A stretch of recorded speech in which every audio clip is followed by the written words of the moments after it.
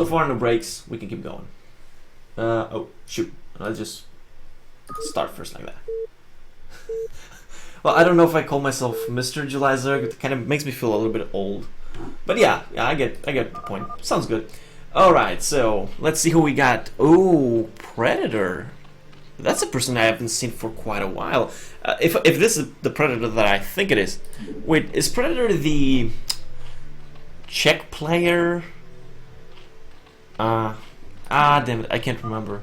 I remember Predator from a long time ago, but okay, never mind. So we got Predator at the bottom right location on Polaris Rhapsody as the white Zerg. His opponent is going to be the blue Terran kaRaTe. What? Wait, kaRaTekArAtE. kaRaTekArAtE. Okay, twice karate. You could have just put karate by 2, and that would be quite good. Oh, Polish. Okay, so it's a Polish player. Yeah, I was kind of wondering, Czech or Polish. I remember a Predator from Poland as well. Just never mind. I wasn't sure. So this is a round of, as I mentioned, round of 16. So I think it's best of 1. And so I just put the result just in case. Okay, so Terran versus Zerg on this map is quite interesting. There's 2 things that are quite bad for Zerg, I would say. One is this. Your third is a mineral only. And if you take this third, it's a third that is quite like one area to defend. So the Terran would be pushing from the top most likely. And that means that until you have Swarm, you have some problems to defend this location.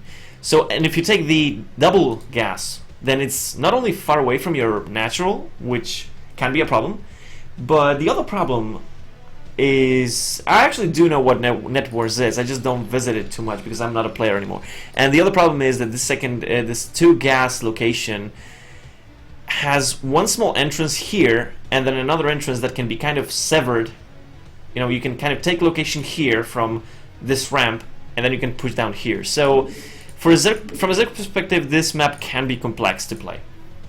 Now, so far 1 barracks, nothing crazy. Seems like this is a 12. Yeah, seems like a 12.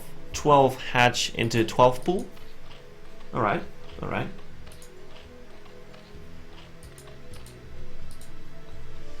So let's see. Drone scouting. I do like this. Drone scouting against a Terran is extremely efficient. Especially if you're taking your pull slightly later, because it does tell you whenever you're going to get rushed, and you can die from some really bad moves, like a proxy double barracks or even just 1 barracks with a lot of SCVs can actually flat out kill you. I think I remember I was watching TrueTouch play against streaming, and he was defending against some turns that were doing this, and it looked extremely difficult to survive this kind of push. So scouting with a drone, definitely a smart thing. Okay, so the SCV is very bravely trying to kill the spawning pool, which already lost 200 of his health. The Zerglings are about to pop. Whoa! Actually, pretty badass timing from that SCV to leave kind of right away as the Zerglings were about to pop. So kaRaTekArAtE, oh, okay. I'd take that back, but no, kaRaTekArAtE is actually doing pretty well with his timings and scouting. And also one thing that I've noticed about kaRaTekArAtE, his APM was kind of like in the 150s at the beginning of the game, but it's actually increasing. Usually a lot of players, to keep their hands warm or to keep in the mood of the game, they start at the beginning spamming a little bit so they don't slow down too much later on. But actually kaRaTe went the other way around, which can't tell you, it might mean that kaRaTe is actually a very good player. We will see if that's the case, but it's definitely something that you don't see that often. Okay, so we do have a lair. I would assume that the SCV managed to scout that. And alright, so just summaries so far. We do see the +1 coming up. It's a bit risky to be like this with these Marines. If speed was done for the Zerglings, you could actually flat out lose the game like this. So it's kind of risky. I would usually rather have the Marines in here. Okay, so an SCV is going to go through, sees that there's no speed on the Zerglings, so I guess with that information you can kind of be safe. Still, okay, so a bunker does come down as soon as Predator runs away with the Zerglings, and the Marines are coming on first, trying to see something up here, but no, they're actually coming back. Okay, so far, the game is slowing down. We do see the +1 coming up from kaRaTekArAtE before the Stim, so definitely Stim is going to be important, but the +1 is actually going to help a lot if this is a Muta build. I would say that it actually works pretty well against anything, obviously, but the Mutas, usually the reason why the +1 is so popular against Muta builds is that if you go with this style, then by the time that the Mutas show up, your Marine count is not as important as it usually is. It kind of gives you a small boost. The only problem with this kind of style when you go for a +1 first is that for a very long time you're on very low production. So if the Zerg for some reason manages to get one link to run through and check this, it tells him that he can expand a little bit more aggressively, and at the same time he might try to get with some Zerglings and kind of trap some Marines. Not at this point, that would be too late, but previously it's actually possible. We do see some more Zerglings coming up right now, which unfortunately for Predator it seems like it's going to be a bit late. And he seems to be going for taking another expansion. Let's see if he takes this pocket one, which I would assume is the best idea right now. And wait, there's the spire. Sorry guys, kind of forgot to check the place. So there is the spire. The Zerglings is ready with speed.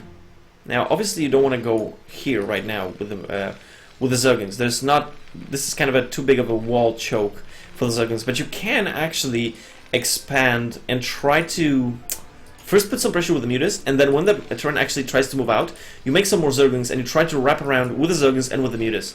It might work, but that depends on with how many units the turn actually moves out. So you have to keep an eye on how many Marines are moving out, and then depending on if you see a small army, then you can say, okay, I'll commit to this kind of style. But if you see a bigger army, then you need to go for Lurkers. So one way or another, one link does get through, sees the 4 barracks. And the factory. By the timing, I don't think that Predator can actually tell that this is a +1. I think it's a bit too late to be sure of that.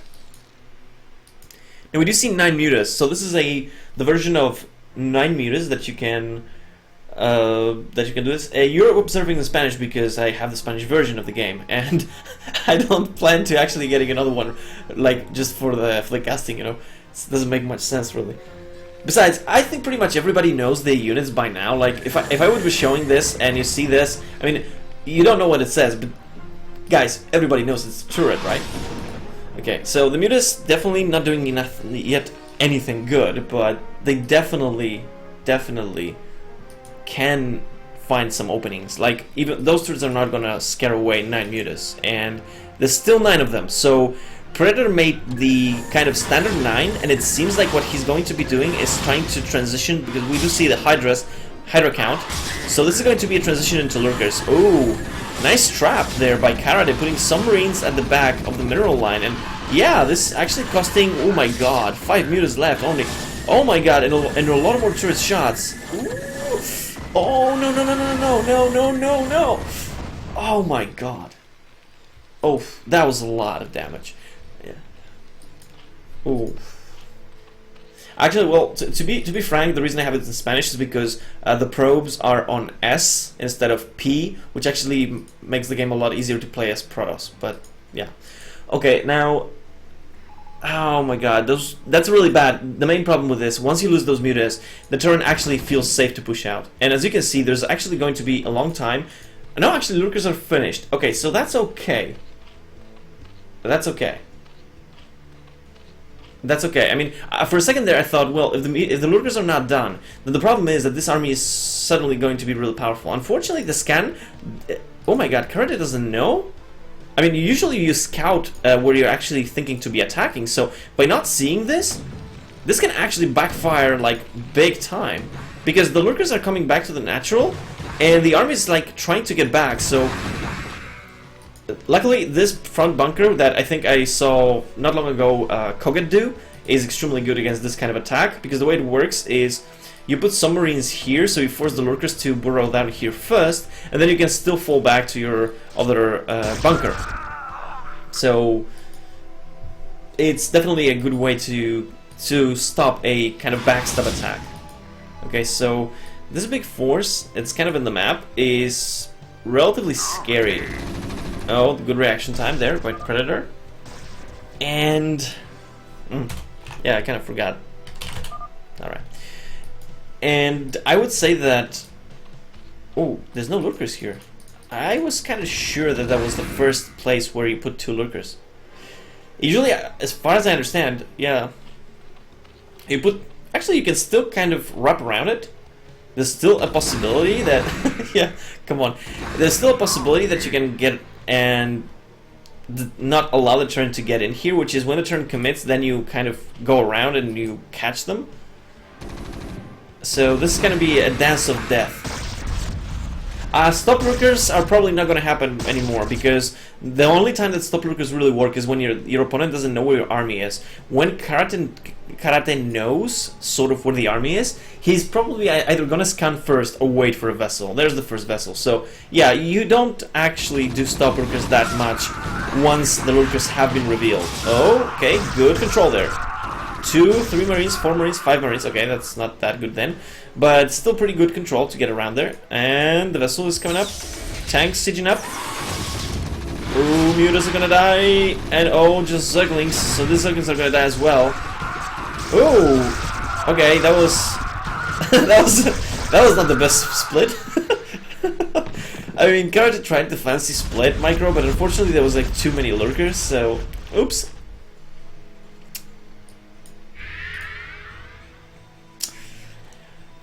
kaRaTe should be trying to be a little bit more aggressive. Okay, he doesn't have any medics, so no, he can't be into... Okay, where's the medics? There's no medics with this. Oh, that's bad. That's bad. Every stim is gonna hurt, like, a lot. I mean, kaRaTe should really... If he realizes that he doesn't have any medics, and he's, like, leaving one vessel up in the front... Okay, he's not coming back. Originally, this seemed to me like a pretty decent position by kaRaTe, but unfortunately he's still on 2 bases, and he's actually allowing Predator to get kind of back into this rather nicely. I mean, Hive is done, the Defiler Mount is done. I don't know if Consume is finished, but if it's finished, I think it is. And usually that's the first thing that you do when your Defiler Mount finishes. Ooh, look at how much damage that's been doing. I mean, it's only at the price of like 1 Lurker and some Zerglings. That's a lot of damage. And again, okay, there are 2 medics now, 3, 4. Okay, so some medics are coming up, and that's gonna be helpful. But I mean, Swarm is finished and Consume is finished, as we can see. Something died there, and that's the Consume. Predator has a pretty good chance to defend this base. If he's fast enough, though. I don't know if he noticed the army moving through here. I think he had to, based on this Overlord, but if he didn't see this, then okay, it might be a little bit late. Oh, there's going to be an Irradiate on the Defiler? No. Okay. There's still 100 more energy, so... And, whoa, 2 vessels actually die. I heard one up here and another one that we just saw. Ooh. This is not going good now for kaRaTekArAtE. And kaRaTekArAtE, while that is taking another base up here, as we can see, and at the same time there's actually another base down here, but it's gonna get denied 4 now, it seems. Oh my god, the Defiler is kind of left alone here. That's not good. And the Lurker is now burrowing, so... Yeah, burrow, not gonna happen. There it goes. And, okay, so just a few pot shots. Not gonna kill that much, but... As long as the Zerg can actually get his bases up and running really well, and he has Swarm... Look at this Defiler. I mean, come on. The hell? Okay, there it is. It's gonna die now. It's gonna die now. Anytime now. Okay, there we go. So as soon as Predator actually manages to take both of these geysers or gases, he's going to have 5 gases. 5. Now that's a lot. With that you can actually go ultras. So actually he has more gas than minerals right now. So I'm assuming that he's a little bit low on the drone count. 45 on 4 bases. Okay, on 4 bases it's low. On 3 bases it's okay.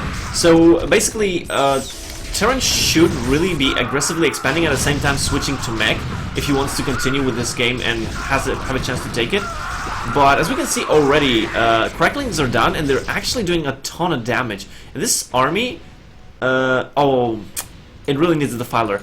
If that army had a Defiler and it goes through here, it suddenly becomes complete chaos. But if you don't have it, this army can still be stopped. Like, there's not that much here, but burrow the lurkers. Okay, and nothing in the bunker so far. Okay, yeah, but as you can see, just one bunker with some, but like it's 3 marines, and I think that's actually enough. You can see that.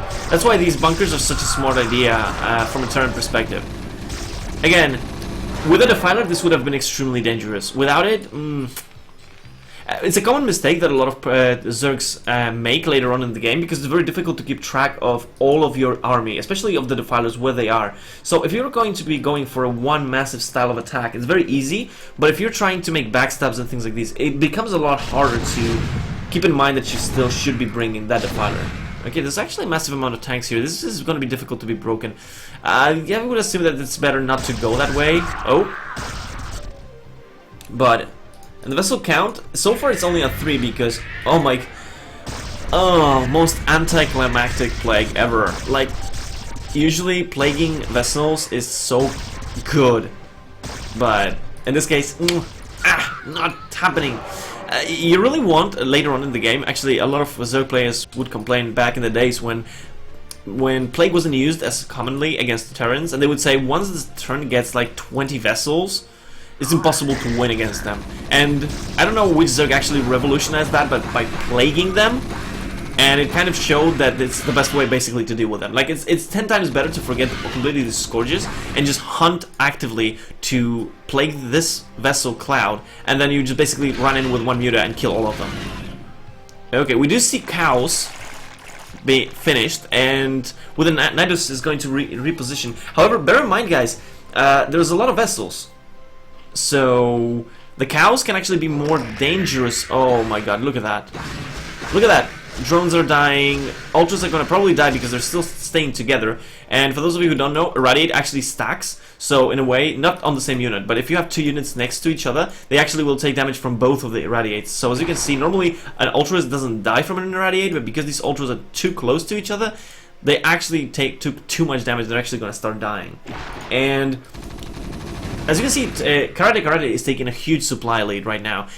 Again, this doesn't mean too much, because Zerg with a good plague and a good swarm can balance the game a lot, especially with cracklings, is extremely good. But I mean, we do see already the factory explosions, sort of. Oh no, it's actually still a lot of barracks. I gotta say, kaRaTekArAte's macro has been quite on point. Like, he still has some overmans, but he has a lot of good positions. He's given up the double gas. This can actually be bad for kaRaTe, because right now there's only one area where... Oh, that's a better play.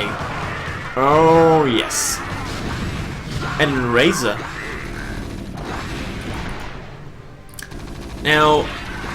Oh, look at that Ultra.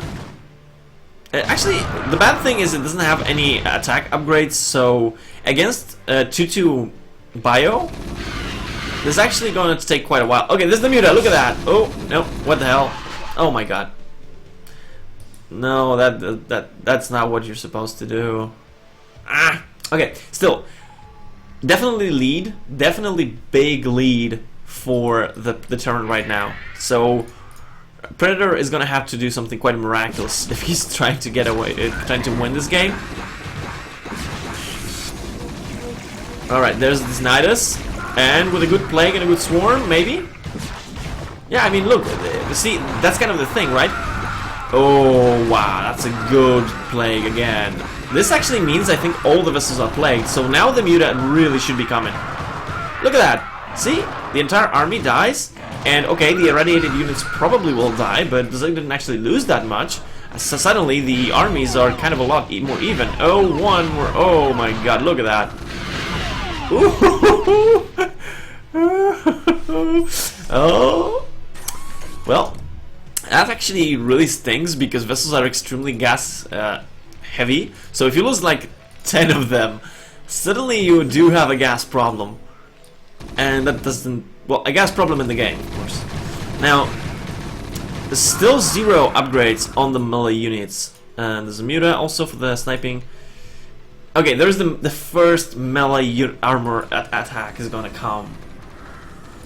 The first ever attack upgrade at almost 20 minutes into the game. So if Predator was able to hold on this well with without any upgrades, how good is he actually gonna do when he gets like 3-3, right? Now, that's a scary thought. We do see this small attack happening here, but at the same time there is actually another attack coming from the other side, trying to break this position. However, there's actually a good amount of tanks, so it might be quite difficult.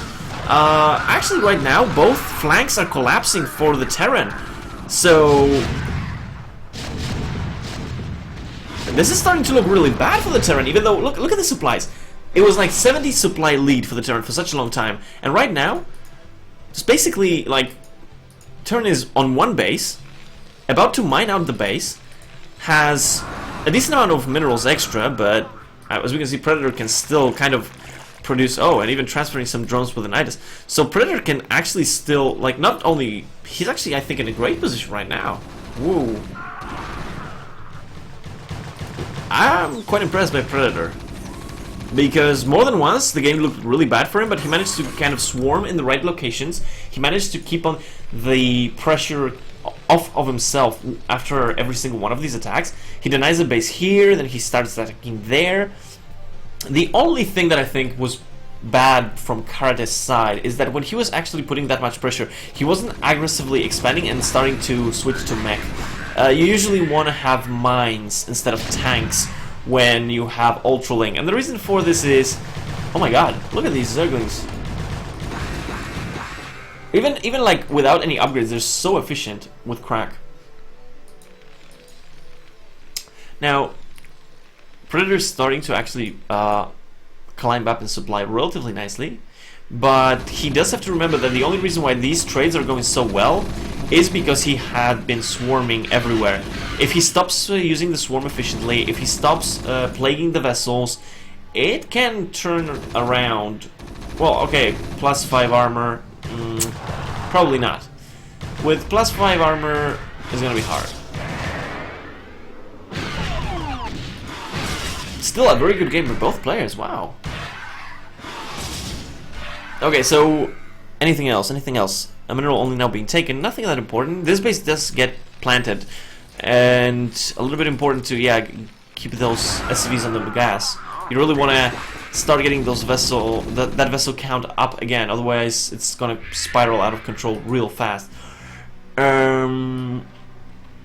I would say that Predator doesn't really have too much to worry about because the Terran army is actually quite small. You have a lot of tanks that are kind of doing nothing. So from that 150 supply, we can see that there is 16 siege tanks that I would assume are here or in the main. So they're not actually doing anything. And considering that kaRaTekArAtE was doing a great job with his bio previously, I would almost say that that's not going to work for him to just keep these tanks. Sure, they're defending this location, but Predator is just going to be taking more bases. Like, this base should usually be the Terran one, and Predator is just happily taking it because he could even take this base because of how defensive, in a way, kaRaTe has been with his army.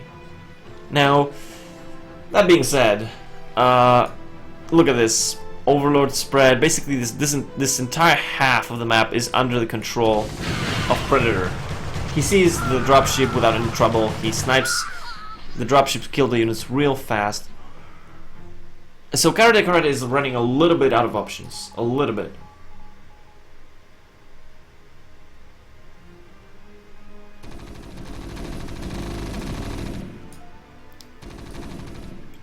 Yeah, the base is definitely played into it, but I think the main thing was when actually kaRaTe was taking 2 extra bases, was the swarm that basically allowed Predator to be the one who was on the aggressive side, because for a while there, Predator had to commit to a lot of defense, so eventually that looks like tank defense. Well, you died. Tank defense, you can't let anything through. And, wow, and a good swarm. Oh. And also upgrades are now coming up for the Zerg, and even that +1 is actually already a huge difference. Imagine if this was 3-3. That would be nasty. Okay, with that, I would say that it's rather safe to assume that at this point kaRaTe is going to lose this, because The tanks are awesome, and wow, even +2 on the attack upgrade, but they're just stuck here. They're not doing anything. And Predator has like tried to attack this place twice.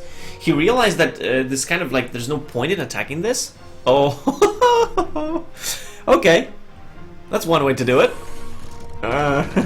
Look at that, bam! Look at that, and bam, bam. Actually, you didn't need to blow it. Anyway, Predator. Is this Predator or is this Zero? I haven't seen like more than, I think the only player I've seen use queens like more than once, except Koreans, of course. I would say that's Ariador or Randominator, as he also played. That's the only that's the only player that I've also seen use queens. Well, okay, so at this point, a turn doesn't actually have any way to expand any further, because this would be actually against his opponent, and this location is easy to get denied by Swarm and some units. So, also the supplies give a lot of information about the fact that Predator is actually massively ahead right now. Now, there's a small amount of units here, and wait, are these slow ultras? No, they're not slow ultras, right? No, okay, they're not. For a second there, I was doubting myself. Okay, so with this attack, and considering there is, even without Swarm, it looks like, yeah, even without Swarm, it's completely annihilated. Oh, okay, there are the tanks. That's actually, yeah, that's actually gonna stop the stack. So, I have 190 supply right now, so wow. Look at that. Look at that beautiful white. Wait, seconds go now. Okay, okay. Yeah. So now queens can come up, like kind of, again, brooding these tanks, and then break this. Although I don't see any more defilers, and that's actually a bad thing, because I know defilers are extremely expensive in gas, and when you make ultra link, it's difficult to make. But I mean, vessels can actually turn any game around. Yeah, well, queens are good when you're winning, I guess. I mean, everything is good when you're winning, because you're winning, but it's still cool. Oh, okay, that's one way to do it.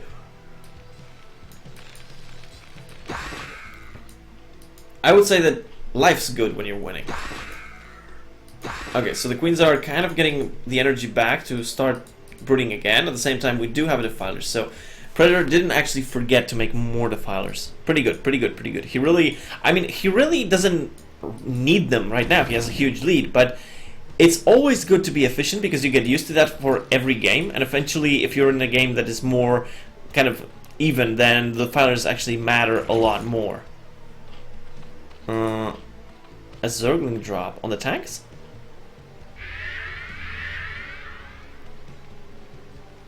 Alright, some irradiates, nothing really big, I mean... Yeah, some drops on the tanks. And not gonna kill anything, but does damage the tanks quite a lot.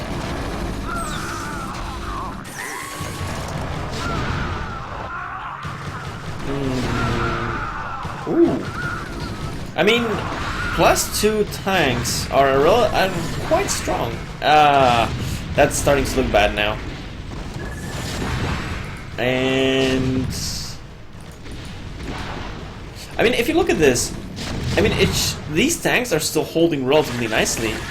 Unfortunately, the queens can still kind of deal with that. So everybody saying that queen is well good when you're winning. Not only, I mean, if you look at the fact of how many units were lost against these tanks, if you imagine, and that was even with some swarm support. So queens, I would say, that are much better than people give them credit. It's just that it's so difficult to use so many things at the same time.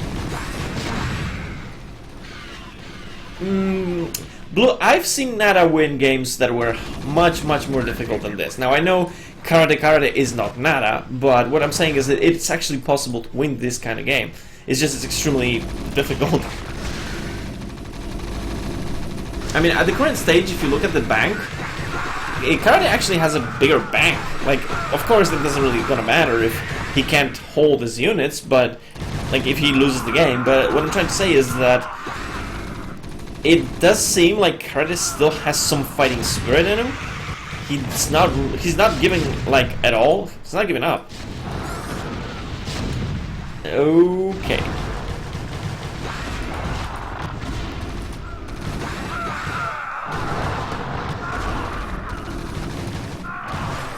Okay, so that seems to be kind of the rest of the Terran army. Oh, no, actually there's still something more here. Okay. There are SCVs, long distance mining, with the medics at the same time trying to heal them. Kind of strange. I mean, I'm surprised that any single SCV kind of made it back, but... Oh, and even parasites being used against vessels to snipe them better.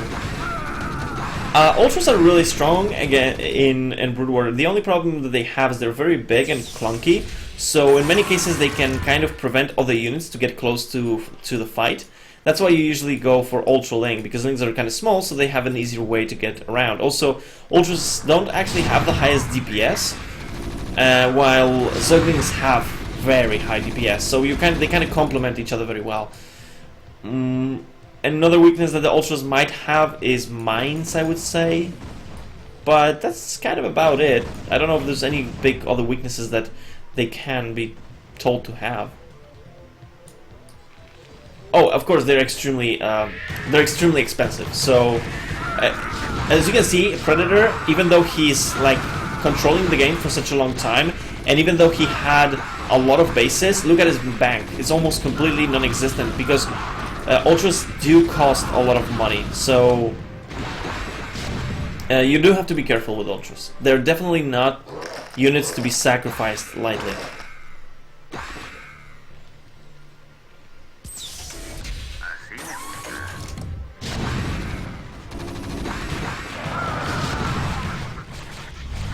Yeah, also, yeah, I mean, they do share upgrades, but I would say that Ultras, I mean, I've seen many games where you use Ultras with Hydras. They do complement each other well as well.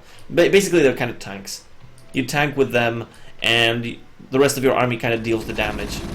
Ultras alone are not good. I mean, I actually do have a game where I played against a Zerg who had only Ultras, and he had 40 more supply than I did, and I won easily. Okay, so it's going to be GG. Well, to be frank, this was a very good game. For a second there, I thought that actually Predator's gonna lose this because he had a very small army, but he held on. He secured the bases. He produced the right army, and he managed to win. So it's a pretty good play by Predator. Really, really good play by Predator.